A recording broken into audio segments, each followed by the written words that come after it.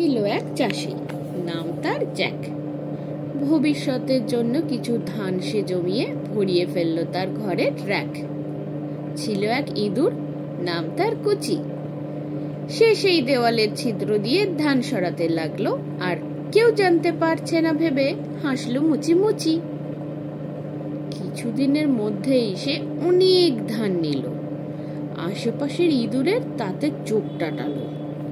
যুক্তি করে তারা তখন কুচির কাছে আসে, তোষামত করে তাকে তার বাড়িতেই থাকে। অহংকার ও গর্বে কুচির মাটিতে পড়ে না পা। ধানের ঘরে দাপিয়ে বেড়ায়, নাচে তা ধিন ধিন ধা। ধানের ঘরে ইঁদুর দেখে জ্যাকের লাগে না ভালো। সে তার ধান সরিয়ে ফেলে অন্যত্র। অল্প কিছুদিন পরের কথা বলছি আমি তোমাদের।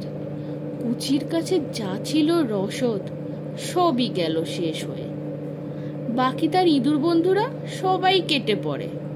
কুচি নিজের ভুল বুঝতে পেরে মনের দুঃখে দেওয়ালে মাথা ঠুকে মরে। এতএব এই গল্প থেকে আমরা কি শিখলাম? আয় বুঝে ব্যয় না করলে কুচির মতো হাল হবে, এই বলে রাখলাম।